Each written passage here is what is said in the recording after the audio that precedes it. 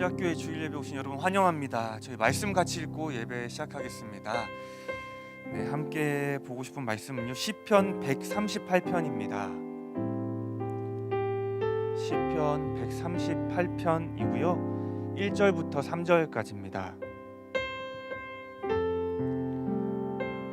시편 138편 그리고 1절부터 3절까지입니다.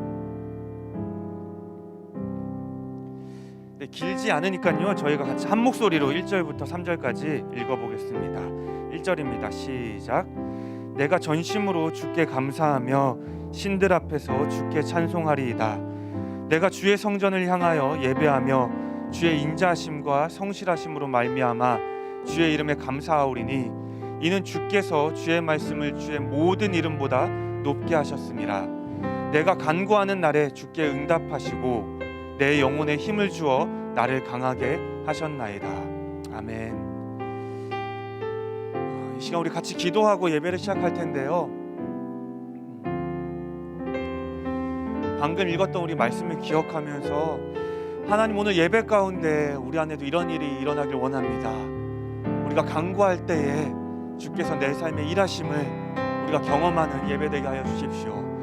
우리가 주께 더 가까이 나아가서 하나님이 어떤 분이신지 보고 또 그 하나님이 내 삶에 어떻게 일하시는지 우리가 기대하고 또 기다리는 그런 예배 될 수 있도록 주여 도와주십시오.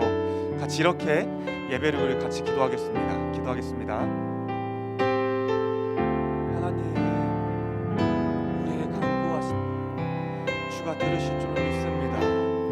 우리 안에 있는 기대와 우리 안에 있는 어떤 두려움, 염려, 기쁨, 평안 모든 것 다 주로부터 오는 줄로 우리가 믿습니다. 다시 한번 이 아침 이 예배 가운데 찾아오신 주님을 경험함으로 우리에게 평안을 안겨주실 주님, 기쁨과 기대와 안정과 안녕을 우리에게 허락하실 그 주님을 기대하게 하여 주십시오.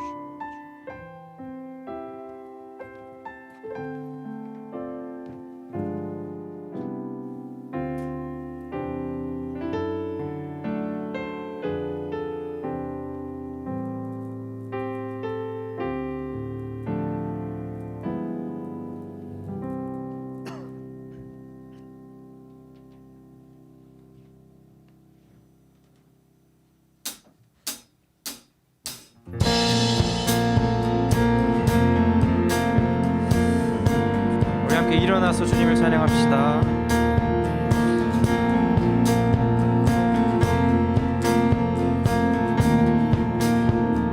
주 이름 찬양 풍요의 강물, 주 이름 찬양 풍요의 강물 흐르는 부요한 땅에 살 때에 주님 찬양해.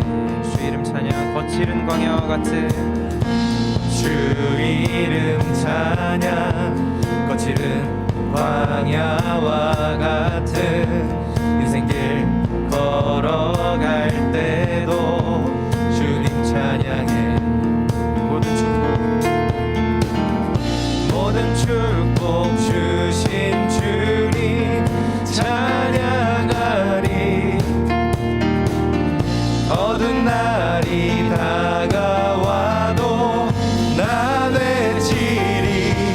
주의 이름을 찬양해. 주의 이름을 찬양해. 영화로운 주 이름 찬양. 주 이름 찬양 햇살이 나를. 주 이름 찬양 햇살이 나를 비추고 만물이 새롭게 될 때 주님 찬양해. 주 이름 찬양 가는 길 험할지라도 고통이 따를지라도 주님 찬양해. 모든 축복 주신 주님 찬양하리. 어두운 날이 다가와도 난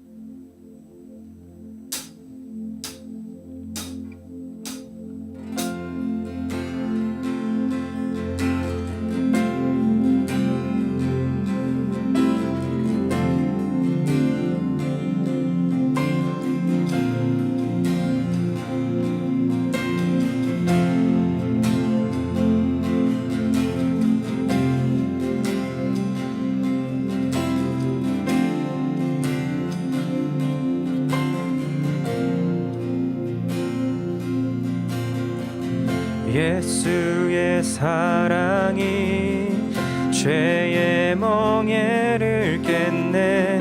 나는 자유 안에 이제는 무엇도 주의 그 사랑에서 날 끊을 수 없네.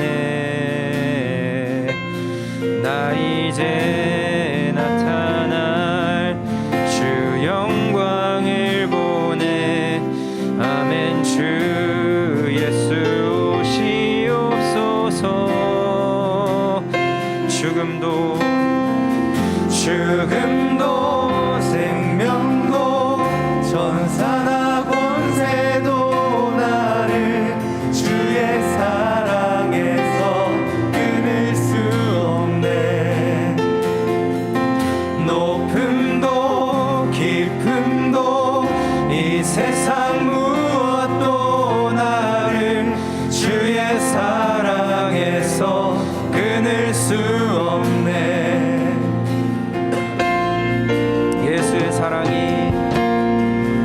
예수의 사랑이 죄의 멍에를 깼네.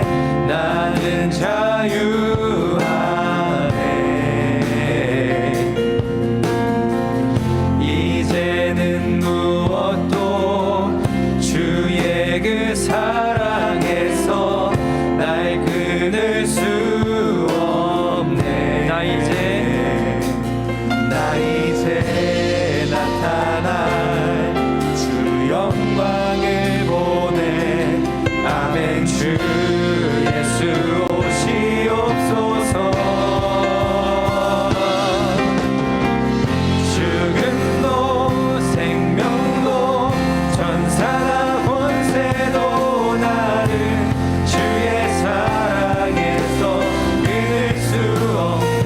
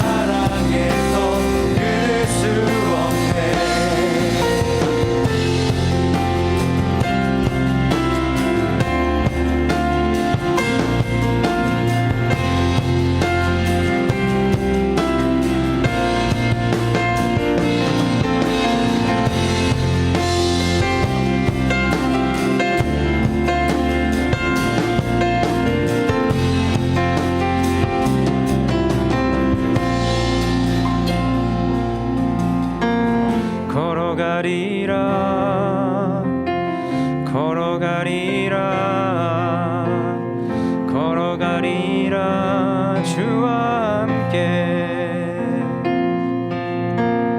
걸어가리라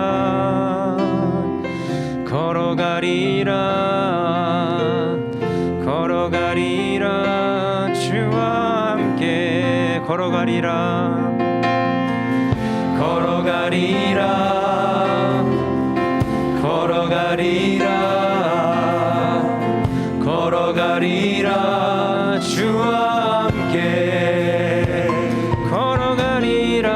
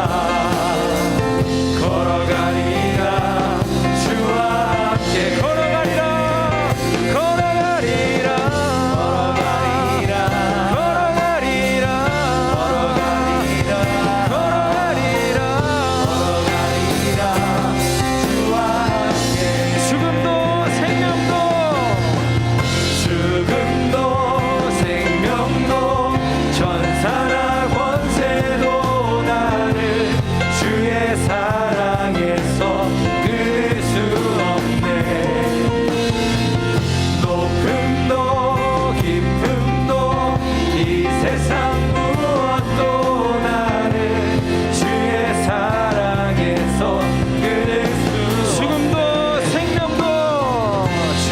죽음도 생명도 천사나 권세도 나를 주의 사랑에서 끊을 수 없네. 높음도 깊음도 이 세상 무엇도 나를 주의 사랑에서 끊을 수 없네. 죽음도 생명도 전사나 권세도 나를 주의 사랑에서 끊을 수 없네. 높음도 깊음도 이 세상 무엇도 나를 주의 사랑에서 끊을 수 없네.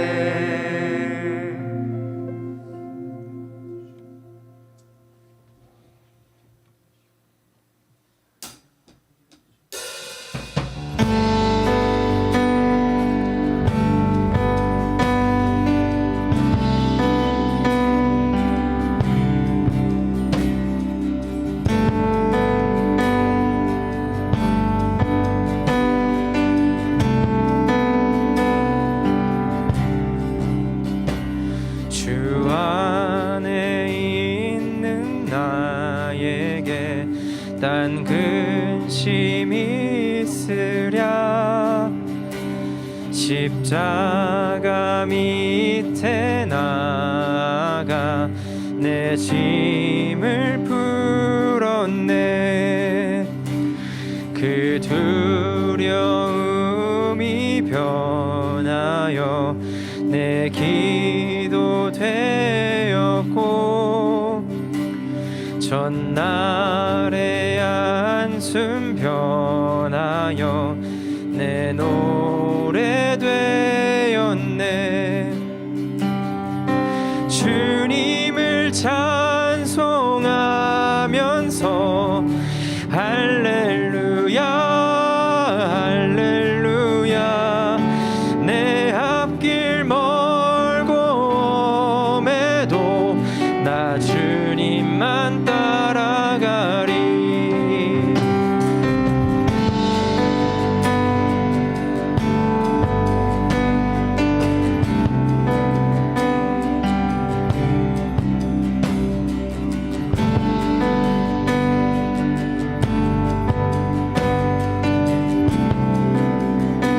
내 주는 자비하셔서 내 주는 자비하셔서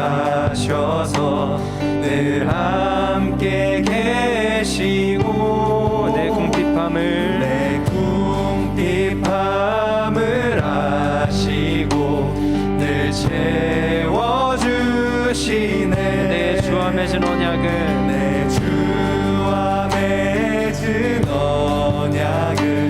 영 불변하시니 그 나라 가기까지는 늘 보호하시네. 우리 한 번 더 찬양합시다. 주 안에 있는 나에게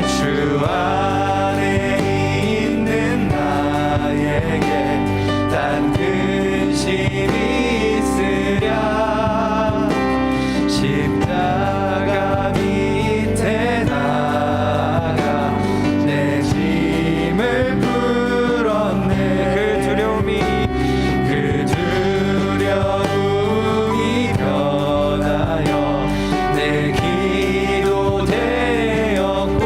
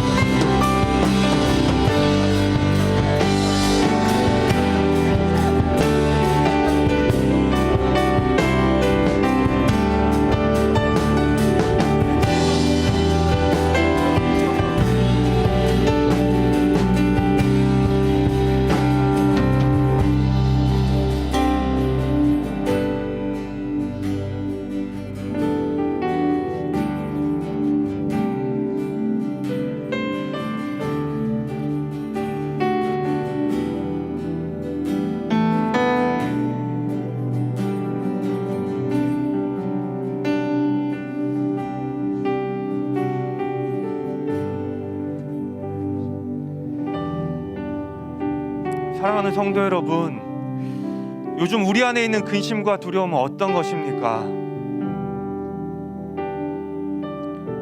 무엇을 근심하고 계시고 무엇 때문에 두려워하고 계십니까?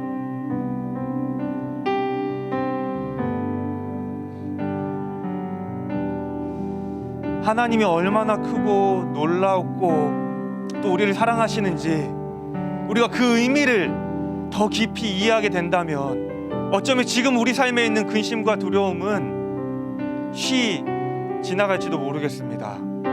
이 시간 다시 한번 기도할 때요, 근심과 두려움을 바라보고 기도하는 것이 아니라 주님, 제가 오늘 주님을 더 깊이 알길 원합니다. 정말로 크고 놀라우신 그 하나님을 제가 온전히 오늘 마주하여 알길 원합니다. 다시 한번 이렇게 주 앞에 기도하길 원합니다. 기도하겠습니다. 오 하나님, 우리의 어떤 근심과 어떤 두려움보다도 크고 놀랍고 위대하신 그 하나님을 우리가 오늘 이 예배 가운데 깊이 경험하여 알길 원합니다. 주여 보여주십시오. 주님 듣게 하여 주십시오. 주님 경험하게 하여 주십시오. 우리가 마음에 주님을 기억하게 하여 주십시오. 내 안에 있는 수많은 염려들, 수많은 근심들, 수많은 두려움들이 끊임없이 나를 찾아올지라도 그 어떤 두려움과 염려와 근심보다도 크고 놀라우신 하나님을 내가 마주했기에 그 앞에 끝까지 주님을 따라갈 수 있는 나의 인생 되게 하여 주십시오. 주님, 작은 말씀 하나가, 작은 찬양의 고백 하나가 다시금 내가 주를 경험하게 하여 주십시오. 다시금 내가 주의 뒤를 쫓아가게 하여 주십시오. 다시금 주님의 손을 붙잡게 하여 주십시오. 다시금 주님과 함께 걷게 하여 주십시오. 오늘 이 예배 가운데 우리 안에 어떤 것보다 주님을 경험함으로 가득 차게 하여 주시고, 내가 경험하였던 그 주님이, 내가 봤던 그 주님이 내 삶을 이끄시는구나, 내 삶과 동행하시는구나, 내 삶을 주장하시는구나. 우리가 그것을 기억하는 예배 되게 하여 주십시오. 삶에 있는 수많은 걱정과 염려와 근심과 모든 것들이 사라져버리는 예배 되게 하여 주시옵고, 그 모든 것들로부터 자유함을 누리는 예배 되게 하여 주시옵고, 주가 주시는 평안이 우리 안에 가득함을 우리가 누리고 또 누리는 예배 되게 하여 주십시오.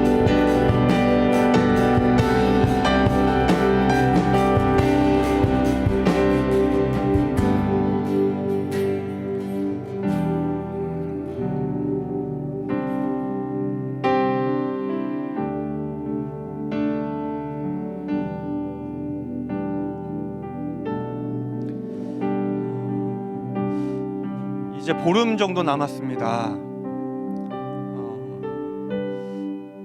새로운 대통령을 뽑는 그 선거가 보름 정도 남았는데요.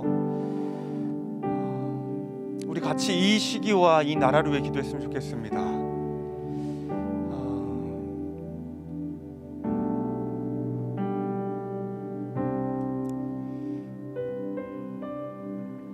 하나님, 정말로 주님이 보시기에 기뻐하실 만한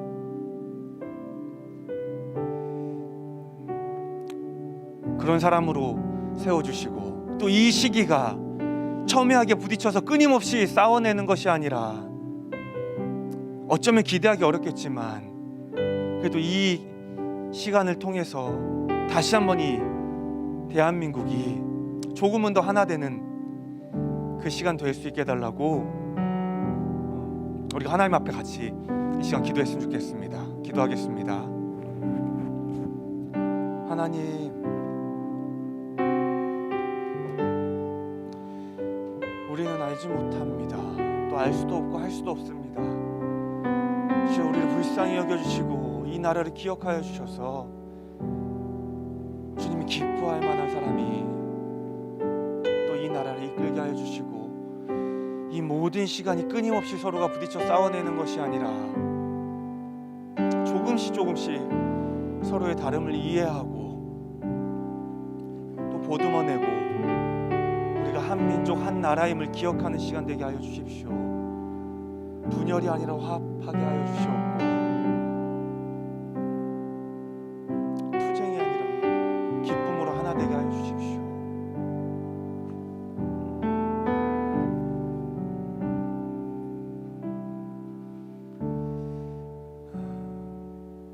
참 좋으신 하나님 아버지,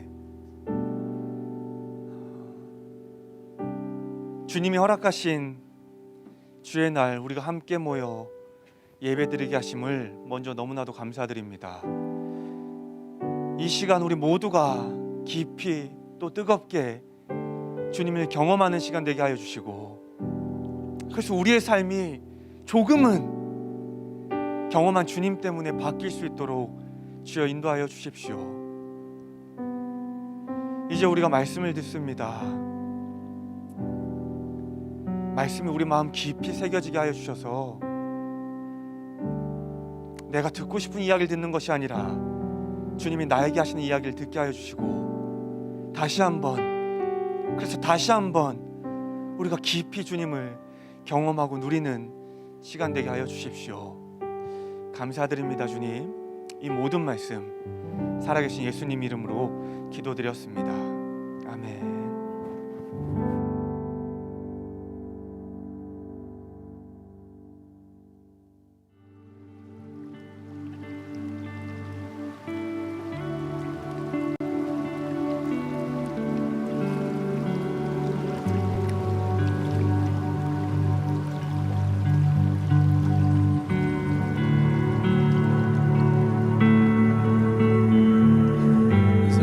좋은 아침입니다. 예, 같이 성경 보겠습니다. 출애굽기 9장입니다.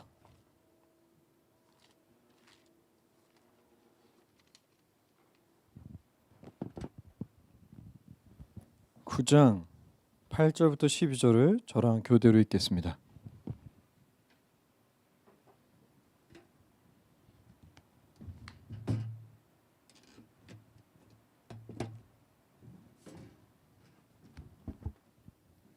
제가 8절을 볼게요.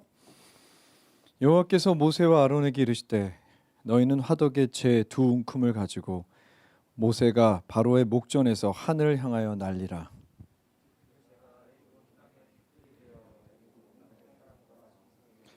악성 종기가 생기리라. 그들이 화덕의 재를 가지고 바로 앞에 서서 모세가 하늘을 향하여 날리니 사람과 짐승에게 붙어 악성 종기가 생기고 악성 종기로 말미암아 모세 앞에 서지 못하니 악성 종기가 요술사로부터 애굽 모든 사람에게 생겼습니다. 12절 같이 보겠습니다. 그러나 여호와께서 바로의 마음을 완악하게 하셨으므로 그들의 말을 듣지 아니하였으니 여호와께서 모세에게 말씀하신 것 같더라. 아멘. 내일 너희의 모든 가축이 죽을 것이다. 그렇지만 내 백성 이스라엘이 사는 고센의 가축은 죽지 않을 것이다. 그리고 바로는 사람들을 보내서 그 일이 과연 그러한가 확인하였습니다. 확인도 했죠.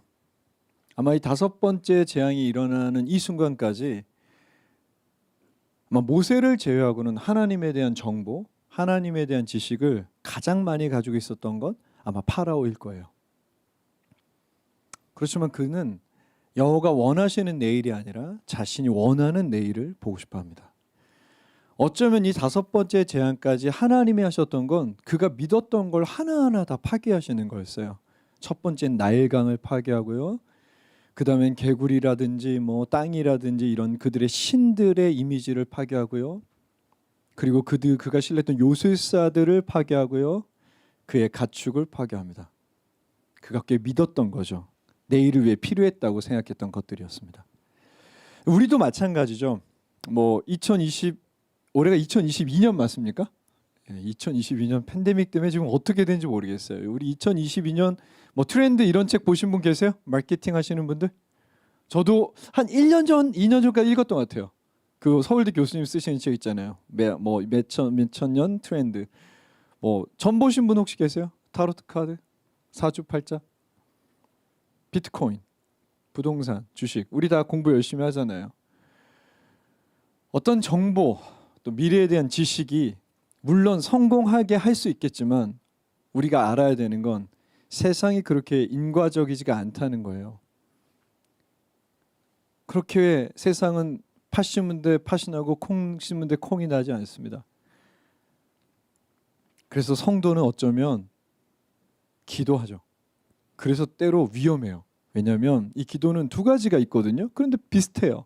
하나는 하나님께 내일을 맡겨드리는 거예요. 하나님이 원하시는 내일이 보고 싶습니다. 이런 기도가 있고요.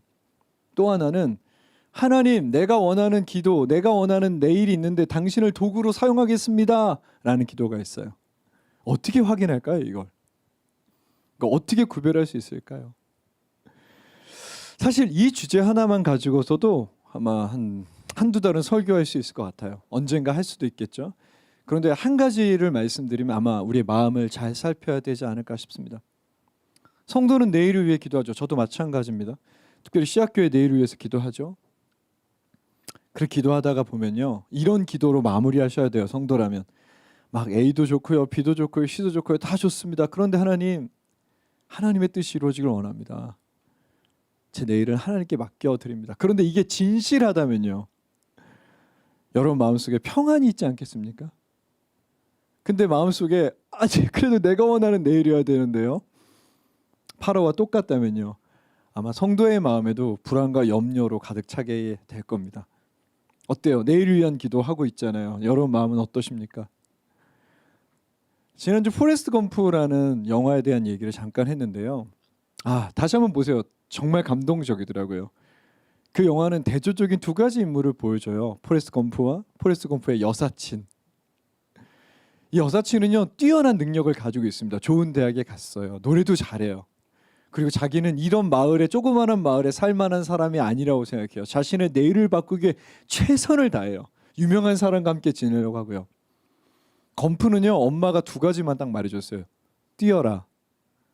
그리고 사람에게 최선을 다해라. 너 주변에 있는 사람에게 언제나 최선을 다해라. 그런데 이 두 가지로도 검프는 충분했거든요. 어쩌면 내일이라는 거, 이 두 가지 정도면 충분할 수도 있습니다. 그냥 하나님 주신 하루를 최선을 다하는 거죠. 최선을 다해 달리는 겁니다. 또한 우리 상황이 여러 가지가 오죠. 여러 가지 상황이 옵니다. 그때마다 최선은 뭘까? 하나님이 기뻐하시는 건 뭘까? 이렇게 살아가다 보면 어쩌면 내일을 우리 가운데 주실 하나님에 대한 신뢰가 있으면 우린 충분히 내일을 살아갈 수 있다고 생각합니다. 여러분, 이제 6번째인데요. 이 성경 읽으면은 여러분도 이제 뭐 보이지 않아요? 기백 목사님과 저랑 우선 목사님이 이 설교를 준비하면서 자꾸 우리 틀린 그림 찾기 하는 것 같지 않아요? 뭐가 다를까? 그래서 목사님이랑 저번에도 얘기했는데 팔복 설교가 어려워요. 이 10가지 표적 재앙이 어려하면 이게 더 어렵대요. 왜냐하면 너무 비슷해요, 구조가. 그런데 오늘 얘기는 완전히 달랐어요, 목사님. 그래서 좀 설교가 수월했습니다. 자, 지금까지 5재앙의 전문가인 여러분, 제 생각에 한국의 웬만한 성도 중에서 여러분이 10재앙 전문가라고 볼 수 있는데 이번 재앙이 뭐가 다릅니까? 첫 번째, 지금까지 모세가 거의 앞에 서거든요. 재앙이 일어난 시점에서는. 근데 여기에는 모세라는 사람이 앞장서요. 모세가 앞에 섭니다. 그리고 지금까지 손을 뻗다든가 지팡이가 나타나는데 대단히 특별한 어떤 사물이 나타나요. 그리고 이 모든 재앙 자체가 되게 상징적이면서 또한 회화적이에요. 그리고 지금까지 재앙을 생각해 봅시다. 막 피가 되고 개구리, 파리, 이런 거요. 성가시죠. 불쾌하죠. 추접스러워요. 귀찮아요. 가축이 죽었으니까 재산상 손실도 있었을 거예요. 그런데 처음으로 사람의 몸에 처음 문제가 생기기 시작합니다. 이 모든 재앙이, 이 6번째 재앙이 특별한 건 이유가 있어요. 그리고 저는 개인적으로 이 재앙을 제일 좋아해요. My favorite story. 저는 이 얘기할 때마다, 이걸 기억할 때마다 너무 기뻐요. 오늘 여러분과 이 기쁜 얘기를 나누게 돼서 사실 좀 행복합니다. 와이프한테 그랬어요. 설교는 별론데 나는 마음이 기쁘다고. 오늘 이 기쁜 얘기 왜 기쁜지 여러분과 함께 나누고 싶습니다. 먼저 8절 9절을 보면요, 아까 전에 말씀드린 대로 이 얘기는 대단히 상징적입니다. 천천히 살펴볼까요? 여호와께서 모세와 아론에게 이르시되 너희는 화덕에 제 두 웅큼을 가지고 모세가 직접 바로의 눈앞에서 하늘을 향해 날려라. 멋있잖아요. 멋있죠. 자, 근데 조금 아쉬운 번역이 있습니다. 두 웅큼이라고 되어 있는데 여기 말라라는 단어가 나와요. 히브리어. 이것은 가득이란 뜻입니다. 그러니까 최대한 그 화덕에 식어 있는 재를 가득 두 손으로 잡아서 이렇게 표현해요. 그리고 하늘에 그 티끌을 날려라. 여러분 기억하실지 모르겠지만 세 번째 제가 설교했던 것도 티끌이었거든요. 그런데 이건 다른 단어입니다. 이건 훨씬 더 고운 가루. 다른 표현으로 하면 구약 성경의 화장품이란 뜻 그 가루예요. 훨씬 더 입자가 작다는 뜻입니다. 자, 그 가루를 하늘에 날리면 사람들과 가축의 몸에 악성종기가 생길 것이다. 자, 화덕에 갑니다. 두 손 가득 재를 탁 잡아요. 그리고 파라오 앞에 갔던 모세의 마음이 어땠을까요? 전 되게 특별했을 것 같습니다. 왜냐하면 이 화덕에 대한 이야기가 있거든요. 출애굽기 1장 14절인데요. 제가 읽어드릴게요. 1장 14절은 이렇게 얘기합니다. 어려운 노동으로 그들의 생활을 괴롭게 하니 곧 흙 이기기와 벽돌 굽기와 농사의 여러 가지였다. 여기서 이 벽돌 굽기에 사용했던 화덕이었거든요. 그 화덕에 재를 가득 담고 바로 앞에 뿌렸을 때 모세의 마음은 어땠을까요? 전 지금도 약간 울컥울컥 하는데요. 아마 저 같은 경우에는 펑펑 울었을 것 같아요. 자식아 이러면서 뿌릴 때요. 이 재앙이 특별하죠. 뭐가 특별합니까? 그 재의 화덕을 두 손 가득 쥐라고 그걸 모세가 바로 앞에 뿌리라고 하셨을 때는 이런 얘기가 있는 거죠. 나는 있잖아. 너의 고통을 봤다. 나는 너희의 오래된 이 고통을 잊지 않았다. 그리고 이게 제일 중요합니다. 나는 그 고통에 대해 반드시 복수한다. 출애굽기란 책 이름이 이름이란 뜻이라고 했어요. 이름은 존재란 뜻이고 이 책은 하나님의 존재에 대한 이야기가 풍성하고 한 가지만 오늘 더 추가하면 이후의 성경 구약과 신약의 성경은 출애굽기에 말했던 하나님의 존재를 계속해서 말해주는 것뿐이에요. 자, 그렇다면 오늘 우리가 알게 된 하나님의 존재 이름은 뭘까요? 제가 한 가지로 이름을 붙이면 이 하나님은요, 복수하시는 하나님입니다. 근데 이 개념에 있어서 우리는요 어려워하지를 않아요. 왜? 복수는 당연한 거니까요. 복수의 정의를 한번 해볼까요? 복수는 이런 뜻입니다. 복수라는 건요, 자신이 어떤 사람 혹은 집단으로부터 해를 입었다는 느낌에 대한 자연스러운 반응으로서 자신이 받은 상처와 피해를 가해자에게 그대로 되갚아주고자 하는 시도다, 이렇게 정의해요. 그럼 복수는요 건강한 거래요. 자연스러운 거래요. 왜 건강하고 자연스러운 겁니까? 첫 번째는 자기를 지키는 방법이죠. 두 번째는 인간이 자기의 존중을 지키는 방법이에요. 세 번째는 자신이 미래에 똑같은 일을 당할지 않을 수 있는, 그 피해를 피할 수 있는 방법이기도 해요. 또한 복수는요 자신이 피해자라는 생각에서 벗어날 수 있는 방법이죠. 복수라는 개념이 있었기 때문에 우리의 문명은요 도덕 선을 향해 나아갈 수 있었다고 해요. 맥켈레프라는 미국의 심리학자는 호모 울토르란 말을 합니다.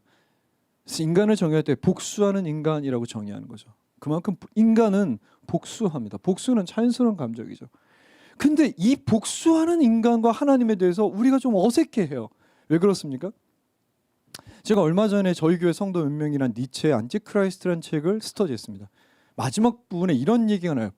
용서는, 니네 기독교가 말하는 용서는 도덕적이지가 않다. 그건 나약한 자들의 생각이다. 그날 우리는 복수하는 하나님에 대해서 엄청 얘기를 했는데요. 되게 혼란스러웠어요. 여러분, 복수가 히브리어로 나캄이라는 단어인데요. 하나님을 주어로 구약에만 73번이 나와요. 그런데 복수하는 하나님 하니까 성도들이 좀 혼란스러워, 좀 이상하다는 느낌이 있는 거예요. 왜 그렇습니까? 용서하는 하나님에 대한 이야기를 들었기 때문이죠. 용서란 단어죠. 자, 용서는 뭡니까? 용서라는 건요, 어떤 문제도 용서할 수 있다는 거예요. 즉, 어떤 윤리, 그 이상의 윤리가 용서의 위치예요. 살인, 용서할 수 있겠죠. 강간, 용서할 수 있겠죠. 그래서 용서는요, 윤리를 넘어선 윤리라고 말해요. 누군가 요청할 수 있어요. 용서해달라고 요청할 수 있어요. 그렇지만 요청하지 않을 수 있어요. 가해자가 자신이 잘못한 걸 깨닫지 못할 수도 있어요.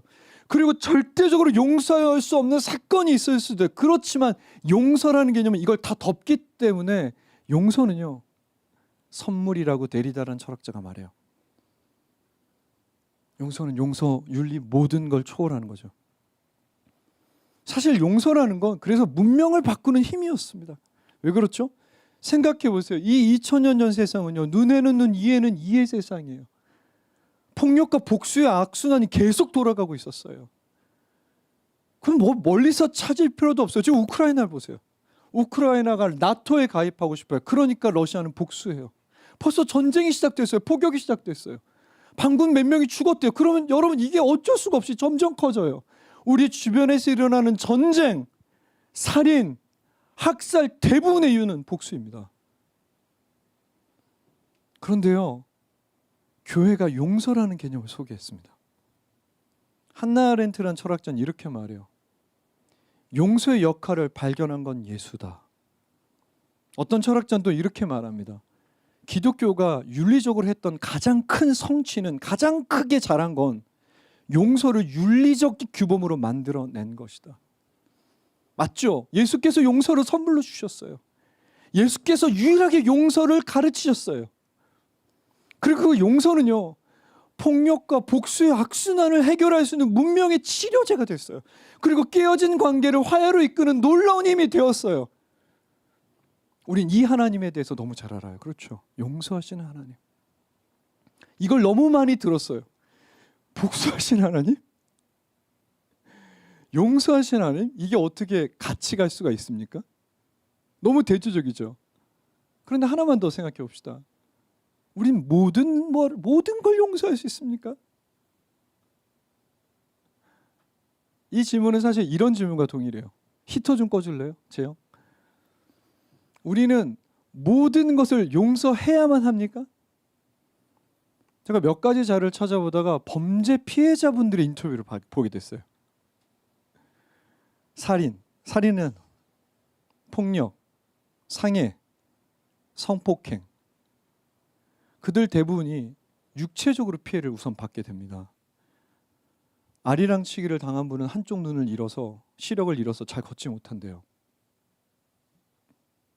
손가락이 잘린 강도 피해자는 이발 더 이상 미용사 일을 할 수 없대요.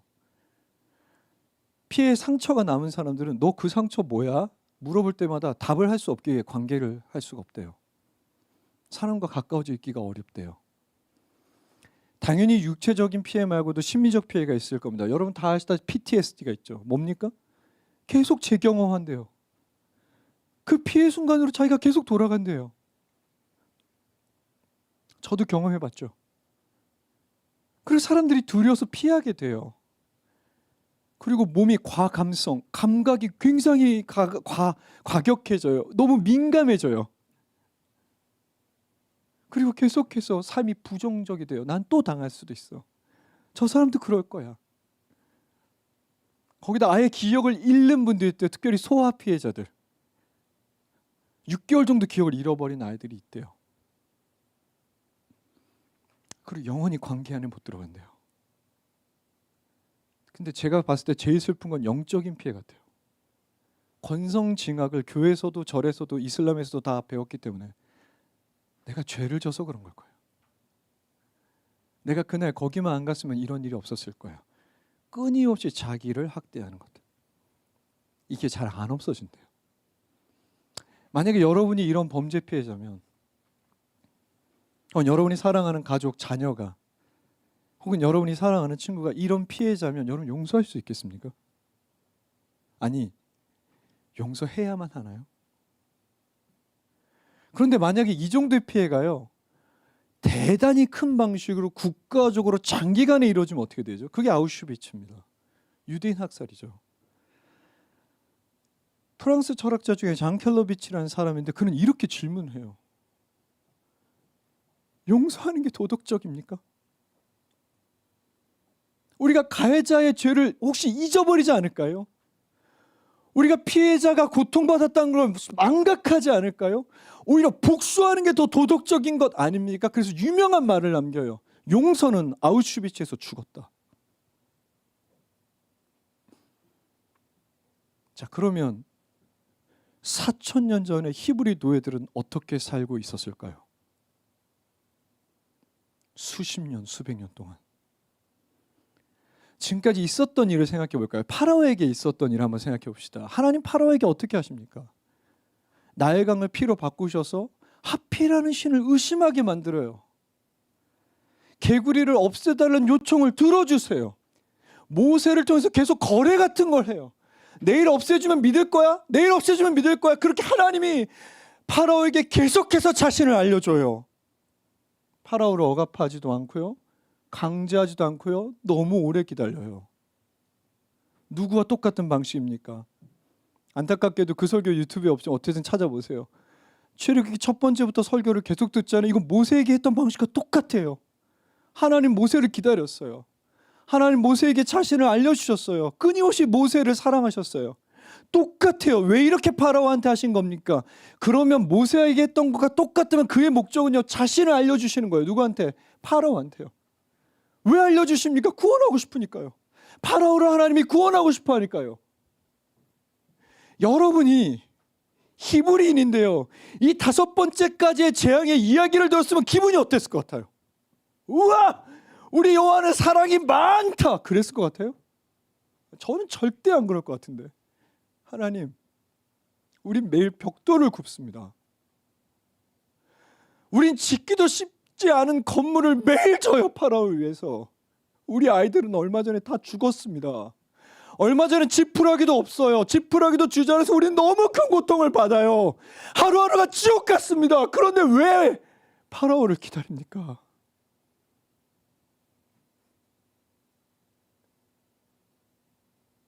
왜 파라오를 기다립니까? 하나님은 사랑의 하나님이시죠. 용서하시는 하나님 맞습니다. 그런데요, 하나님은 복수하시는 하나님이세요.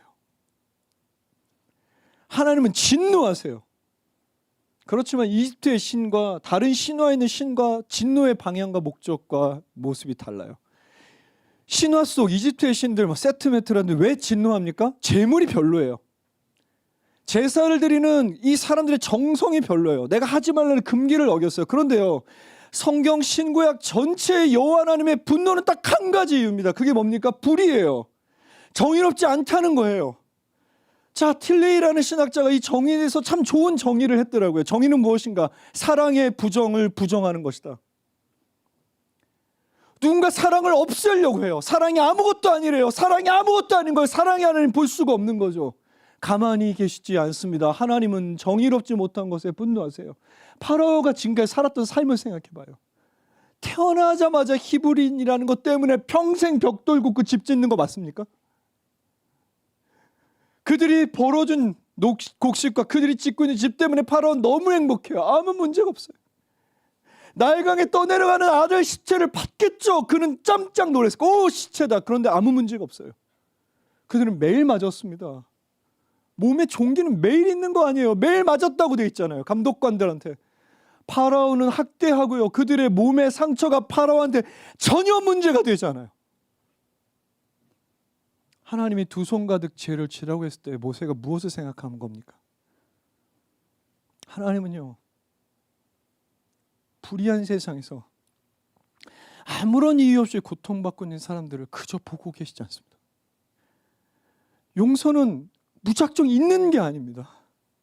만약 용서가 무작정 망각하는 것이라면, 있는 것이라면 이 시대의 악, 우리를 괴롭혔던 그 악은 계속해서 반복되어 나타날 거예요. 18세기의 유대 랍비 바알 셴토브는 이런 말 합니다. 망각은 과거의 치욕으로 다시 돌아가게 하지만 기억은 구원에 이르는 비결이다. 이것이 홀로코스트 박물관 마지막 입구에 써져 있대요. 망각은 치욕으로 가는 길이지만 기억은 구원으로 가는 길이다. 기억하시죠. 무엇이 옳았는지 도덕적 판단을 하게 하십니다. 가해자가 무엇을 잘못했는지 알고 그래서 회개 혹은 용서를 요청하게 하세요. 그리고 화해자도요, 무엇이 잘못인지를 정확히 알아서요, 화해할 가능성을 만들으시죠. 하나님이 정의로우시죠. 그래서 세상이 무엇인가 한 걸음이라도 더 화해와 구원으로 나아갈 수 있게 될 수 있습니다. 하나님 복수하셨습니다. 죄를 뿌리자마자 11절에 보면 요술사와 파라오는 설 수 없었습니다. 그리 누워있으면서 처음으로 자신의 삶과 자신의 세상에 대해 고민했을 거예요. 내 삶은 어떠한가? 내 삶의 시선이 옳은가? 우리가 살아가는 세상의 구조가 옳은가? 내 문화가 옳은가? 내 존재에 대한 인식이 옳은가? 내가 누군지 생각하는 이 방법이 옳은가? 복수하시는 하나님. 그들에게 하나님의 정의를 인식할 수 있는 기회가 주어집니다. 하나님의 사랑은요, 숨길 수가 없어요. 마찬가지로 하나님의 정의가 숨겨지지 않습니다. 왜 그렇습니까? 사랑을 아무것도 아닌 것으로 생각하는, 사랑이 별것 아닌 것처럼 생각하는 이들에게 하나님의 사랑은 숨겨질 수가 없어요. 하나님은 사랑의 부정을 끝까지 저항하십니다. 그러므로 사랑의 하나님은 복수하셔야 됩니다. 그런데 여러분, 이 복수는 좀 부족하지 않아요? 파라오가 한 일을 생각해 보세요.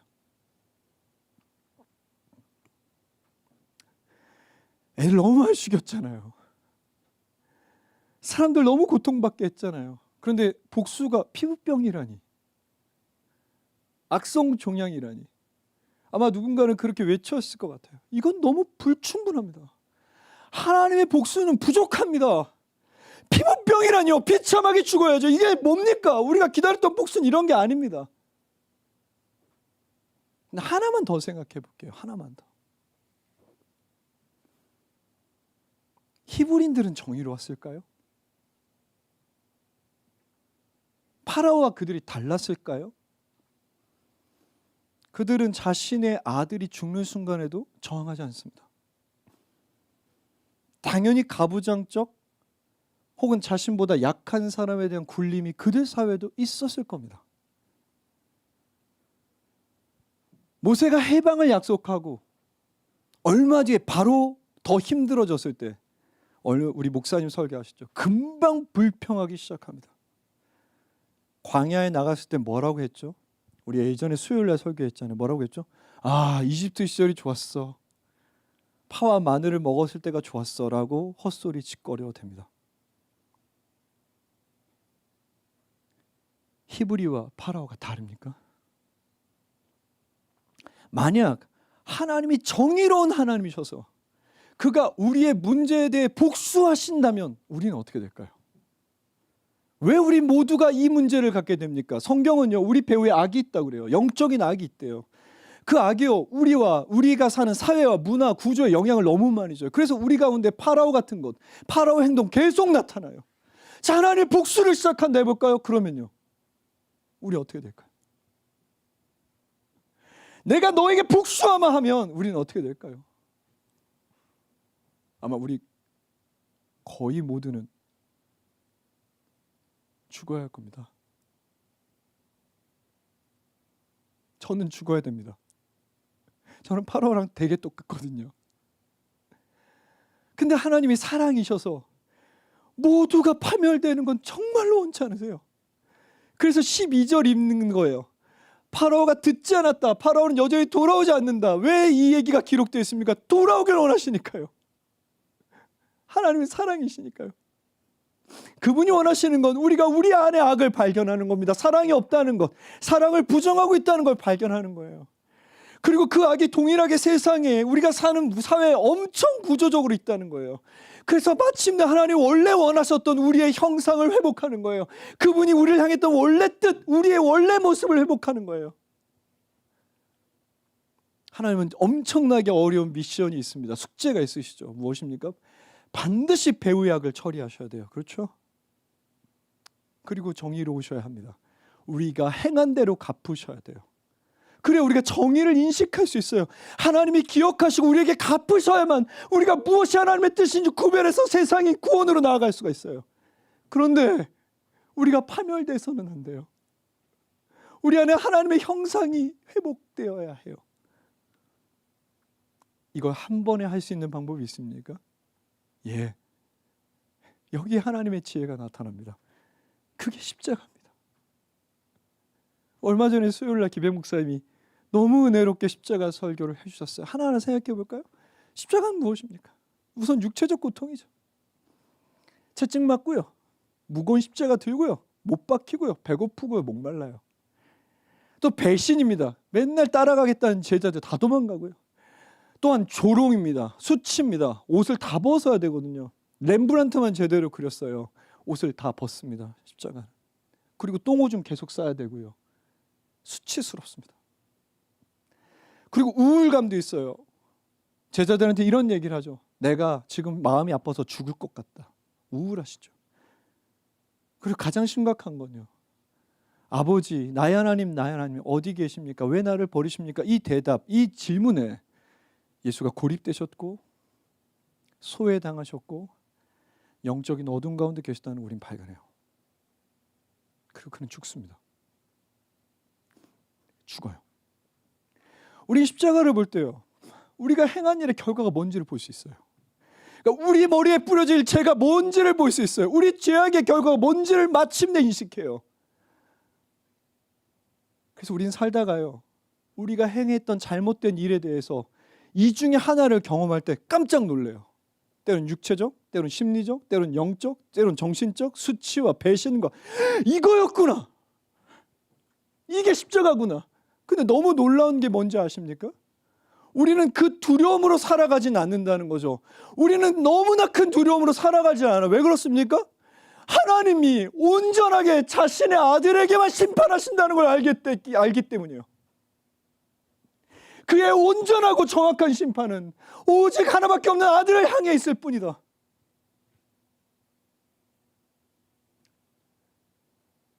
십자가에 대한 모든 예언과 구약에 있는 모든 제사의식, 속죄의식이 우리 가운데 한 가지를 말해주거든요. 그의 복수가 끝났다. 그의 복수는 끝났다.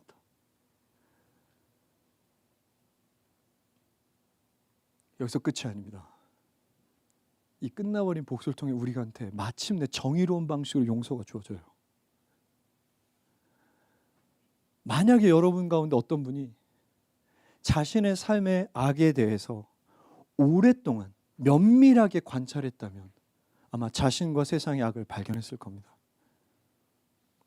이 가운데 누가 그랬다면 대부분 그러셨겠지만 그랬다면요. 우린 용서하셨다는 이 말에 너무나 큰 해방과 너무나 큰 사랑을 경험해요. 헤아릴 수가 없죠. 용서받았구나. 그리고 그 용서가요. 우리의 마음을 변화시키기 시작해요. 마침내 사랑이 중요하다고 생각해요. 사랑받았기 때문이죠. 지금까지 살았던 모든 불의한 마음과 불의한 세상에서 벗어나려고 노력해요. 여기에서 하나님의 뜻이 이루어지는 거죠. 우리가 회복되기 시작하는 거예요. 파라오 같지 않고요. 하나님 같아지는 마음이 우리 안에 조금씩 생겨나기 시작하는 거예요. 이것이 십자가입니다. 하나님은 십자가에서 완전히 복수하셨습니다. 우리 정의는 한 걸음도 물러섬이 없어요. 우린 그 안에서 세상과 우리가 나아가야 될 길을 발견해요. 또한 십자가에서 하나님은 완전히 용서하셨습니다. 그래서 마침내요. 우리 안에 파라오 같음에서 벗어나서 원래 하나님이 우리 가운데 주셨던 마음을 정말 조금씩 회복하기 시작해요. 그래서 바울 사도가 이렇게 말하는 겁니다. 하나님의 가장 놀라운 지혜가 십자가에서 나타났다. 저는 이 얘기를 되게 좋아합니다. 다시 한번 말하지만 왜 이렇게 좋아하는지 아십니까? 성도들이 고통받고 살고 있다는 걸 알기 때문이에요. 물론 세상은 고통스럽습니다. 성도가 아니더라도 고통이 많아요. 근데 성도가 받는 특별한 고통 한 가지가 있어요. 그게 뭡니까? 여러분이 부당한 일을 겪었어요. 여러분이 억울한 일을 당했어요. 이유가 없이 고통을 받았어요. 가족일 수도 있고요. 남자친구, 여자친구, 상사, 하사, 사장님, 친구, 동료. 근데 문제는요. 용서해야 된다는 생각이 드는 거예요. 심지어 이런 생각이 듭니다. 오른뺨을 맞으면 왼뺨을 대라고 그랬지. 난 더 고통받아야 되나 보다. 한번 우리 와이프가 설교에 대해서 요새 피드백을 좀 해주시는 편인데 이렇게 설교 피드백을 해주셨어요. 오늘 설교는 너무 강의 같았어. 재미없었다는 뜻이죠. 자, 강의 같았던 설교가 바로 이 오른뺨 왼뺨 설교였습니다. 제가 칼을 갈고 나왔거든요. 너무 많은 사람이 고통을 받고 있었어요. 물론 누군가는 가능하겠죠. 하나님의 뜻일 수 있습니다. 우리가 어렸을 때부터 몇 번 들었던 극단적 2차성에 대한 간증들. 나는 오른뺨을 댔고 왼뺨을 또 댔다. 물론 그것이 누군가에게 하나님 뜻이 될 수 있겠죠. 코리텐분 여사처럼, 우리가 잘 아는 손양원 목사님처럼. 그렇지만 그게 모든 사람에게 하나님 뜻이 아니라는 걸 말해주고 싶었어요. 제가 여러분에게 오늘 알려드리고 싶은 기도는 이런 기도가 아니에요. 제가 알려드리고 싶은 기도는요, 시편 94편 1절이에요. 외우기도 쉬워요. 제가 한번 읽어드릴게요. 여호와여, 복수하시는 하나님이여, 복수하시는 하나님이여, 빛을 비추어 주소서. 달콤하지 않습니까? 한번 저랑 같이 조그맣게 해봐요. 여호와여, 복수하는 하나님이여, 복수하는 하나님이여, 빛을 비추어 주옵소서. 이거거든요. 시작. 여호와여, 복수하시는 하나님이여, 복수하시는 하나님이여, 빛을 비추어 주옵소서. 그러니까 우리 버전으로 하면 기도할 때 하나님, 복수하시는 하나님, 복수하시는 하나님, 이렇게 기도하는 거예요. 일단 이렇게 기도할 수 있어요. 하나님, 죄를 뿌려주세요. 누구누구에게. 하나님, 그 사람에게 죄를 뿌려주세요. 제 죄를 뿌려주세요. 그렇게 기도할 수도 있을 것 같아요. 누군가는 저를 비판할 수 있습니다. 너무 원시적이며 너무 원색적이며 좀 저급한 신앙의 기도가 아닌가? 예, 저는 그래요. 저 저급해요. 용서할 수 있겠지만 저는 그렇게 기도하고 싶은데 어떻게? 저는 그래서 이게 좋아요. 죄를 뿌리라는 얘기가 너무 좋아요. 저는 이 얘기가 너무 기뻐요. 왜죠? 호모 울토르니까요. 복수하는 인간이에요. 저는. 우리가 막 기도하는 거예요. 하나님 복수해 주세요. 하나님 복수해 주세요. 그 사람 삶에 죄를 뿌려 주세요. 그럴 때 하나님이 또 들어주세요. 그럴 때 속으로 좋다. 죄를 뿌리셨구나. 잘 됐다. 안 돼서 좋다. 아, 그럴 수 있잖아요. 근데 놀라운 건요, 그렇게 기도하다가 우리 기도가 이상한 방향으로 간다는 거예요.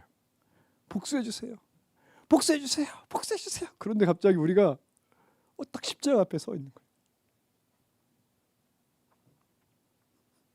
십자가는 두 가지 확실한 약속을 하거든요. 사랑하겠다. 나는 갚아주겠다. 두 가지입니다. 사랑하겠다. 갚아주겠다. 십자가 앞에서 막 기도하는 거예요. 하나님 복수해 주세요. 복수해 주세요. 근데 너무 충격적인 사실을 알게 돼요.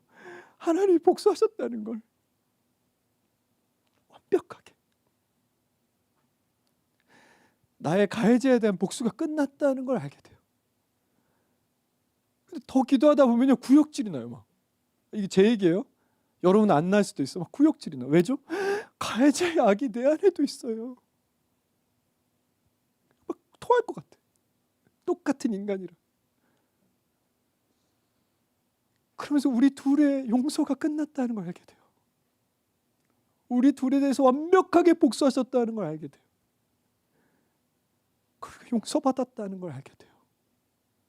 우리가 용서받았다는 사실에서 복수의 악순환이 끝나요.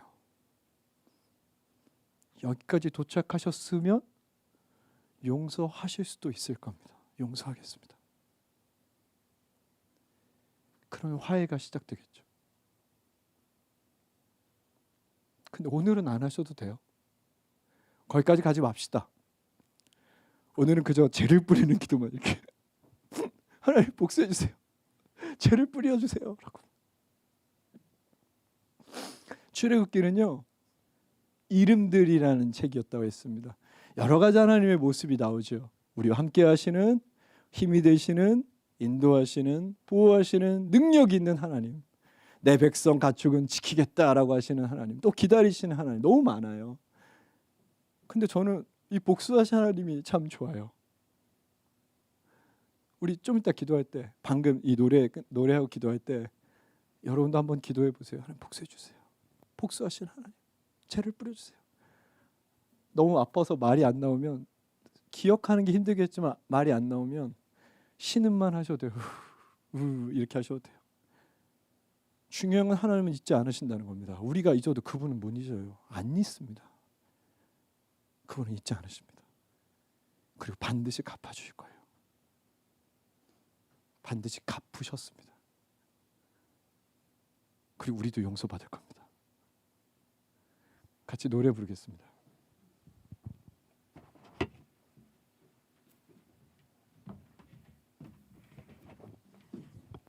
노래 후렴에 두 가지 가사가 있습니다. 은혜의 빗줄기, 우리가 경험해야 될 사랑과 용서이죠. 또한 의의 빗줄기는 정의와 사랑을 없애는, 사랑이 아무것도 아니라고 하는 많은 이야기에 대해서 하나님이 강하게 부정하시는 이야기라고 생각하시면 되겠습니다. 우리 오늘 들었던 이야기 생각하며 기도하는 마음으로 같이 불러보겠습니다.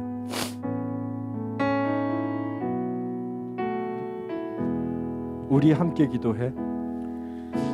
우리 함께 기도해.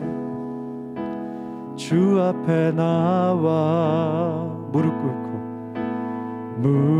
꿇고 긍휼 베푸시는 주 하늘을 향해 두 손 들고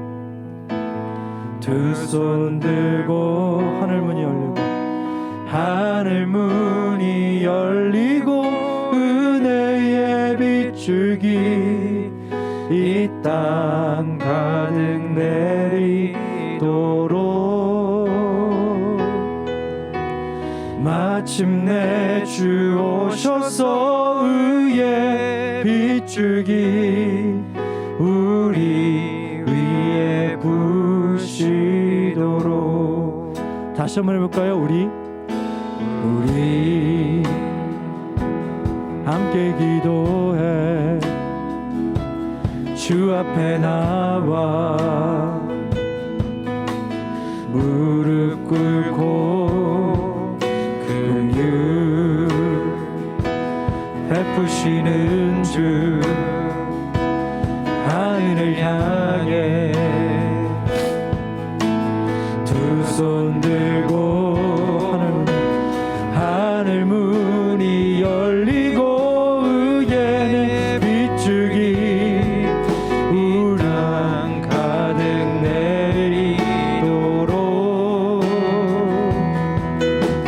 마침내 주 오셔서 의의 빗줄기 우리 위에 부시. 다시 한번 하겠습니다. 우리 함께 기도해. 우리 함께 기도해. 주 앞에 나와 무릎 꿇고 베푸시는 주 하늘을 향해 두 손 들고 하늘 문이 열리고 의의 빗줄기 이 땅 가득 내리도록 마침내 주 오셔서 의의 빗줄기 우리 위에 부시. 하늘 문이 열리고 하늘 문이 열리고 은혜의 빗줄기 이 땅 가득 내리도록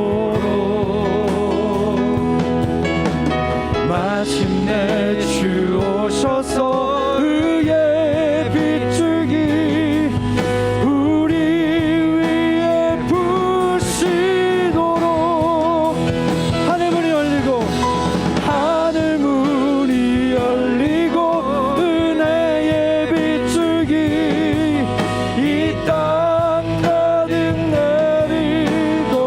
내리도록 마침내 주 오셔서 의의 빗줄기 우리 위에 부시도록. 기도하는 마음으로 눈을 감고 할까요?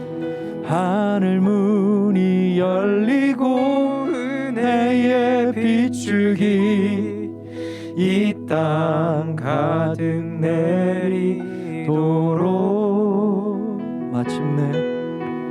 마치 오셔서 주 오셔서 의의 빗줄기 우리 부시도록. 위에 부시도록. 한두 번 더 할 텐데요. 이번에는 우리가 딱 십자가 앞에서 이 노래 부르는 거예요.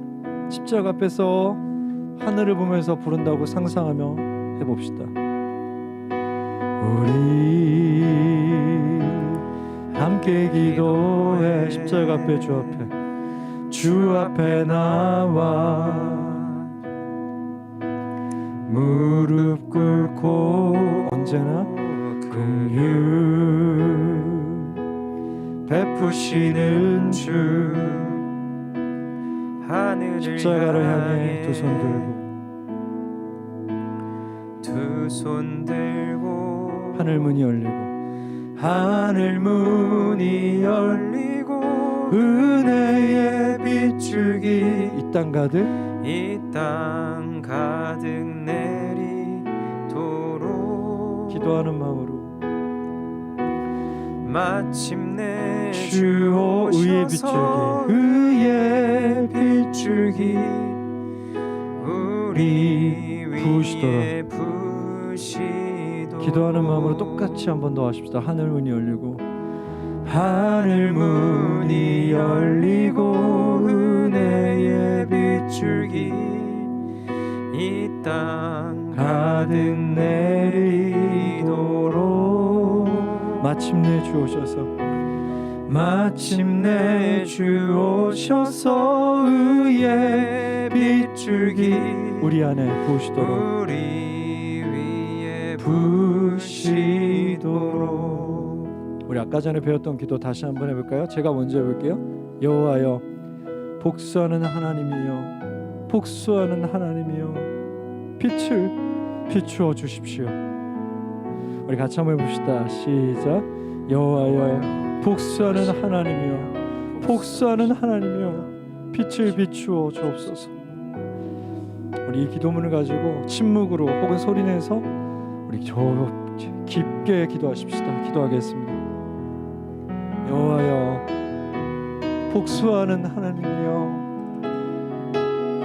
복수하는 하나님이여 빛을 비추어 주옵소서.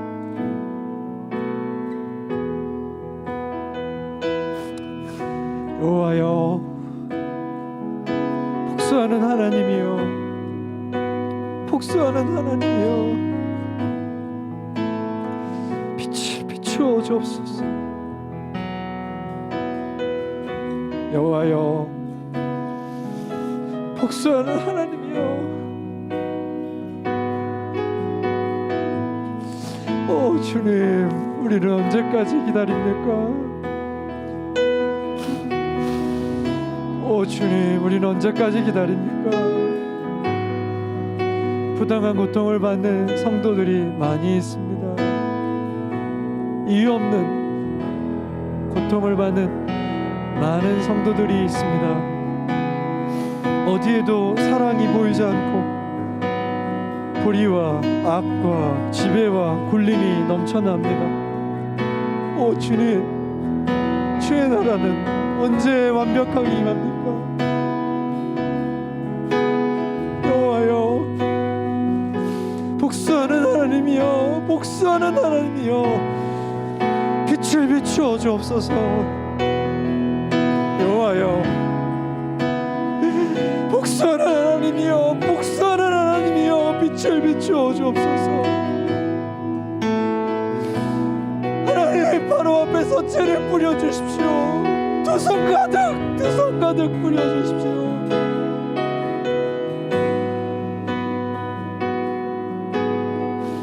잊지 않은 하나님이여 잊지 않은 하나님이여 잊지 않은 하나님이여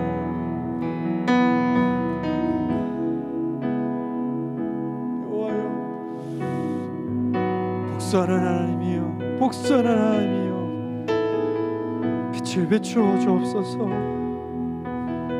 여호와여 복수하시는 하나님이여 복수하시는 하나님이여 빛을 비추어 주옵소서. 여호와여 빛을 비추어 주옵소서. 여호와여 빛을 비추어 주옵소서. 두 번째로 기도할 때 우리의 기도는 십자가를 향하여 갈 수밖에 없습니다. 왜냐하면 거기가 복수의 현장이거든요. 뭐 굳이 기도하지 않으셔도 되겠습니다. 그렇지만 복수는 끝났습니다. 주님의 최선의 복수는, 우리가 행한 일에 대한 최선의 복수는 오직 자신의 아들에게 하시기로 결정하셨습니다.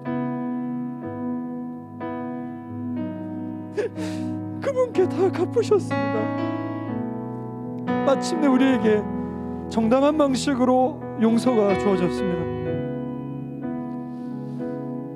잠시 이 십자가를 기억하시며 여러분 각자의 고백으로 하나님 앞에 올려드렸으면 좋겠습니다.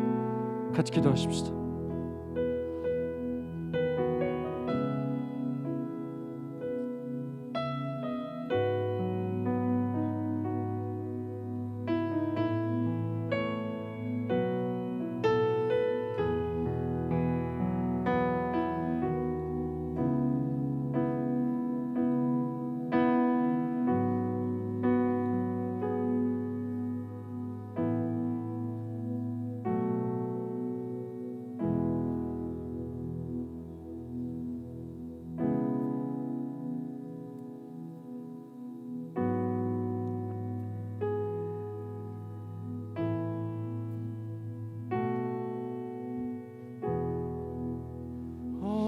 놀라운 십자가,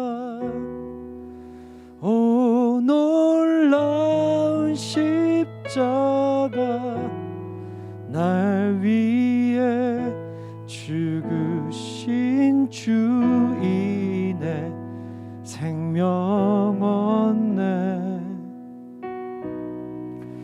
오 놀라운 십자가, 오 놀라운 십자가, 모두 나와 주의 이래를 찬양하네. 같이 볼까요? 오 놀라운 십자가, 오 놀라운 십자가, 날 위해 죽은 주인의, 날 위해 죽으신 주의 생명 얻네, 생명 얻네. 오 놀라운 십자가, 오 놀라운 십자가, 오 놀라운 십자가, 모두 나와 주의 은혜를, 모두 나와 주의 은혜 찬양하네, 찬양하네. 오 놀라운 십자가, 오 놀라운 십자가, 오 놀라운 십자가, 날 위해 죽은 주인의, 날 위해 죽으신 주 생명 얻네, 생명 얻네. 오 놀라운 십자가, 오 놀라운 십자가, 모두 나와 주의 이름을 찬양하리, 나와 주의 은혜를 찬양하리.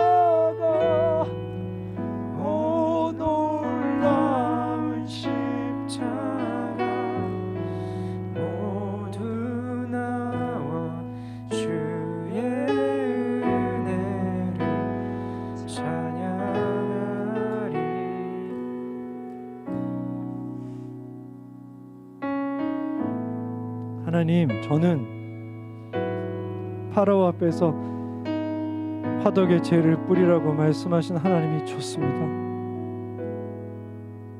너무너무 좋습니다.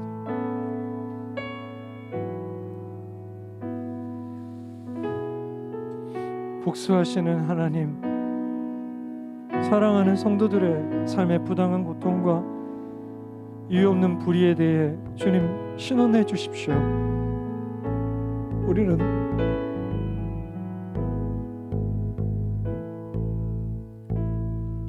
조금 더 힘든 삶을 살아가고 있습니다. 그렇지만 그렇게 복수하는 기도가 어느 날은 십자가 앞에 도착할 수 있게 도와주십시오. 그곳에서 우리가 사랑받았다는 것과 주께서 다 갚으셨다는 것을 언젠가는 알 수 있도록 도와주시고,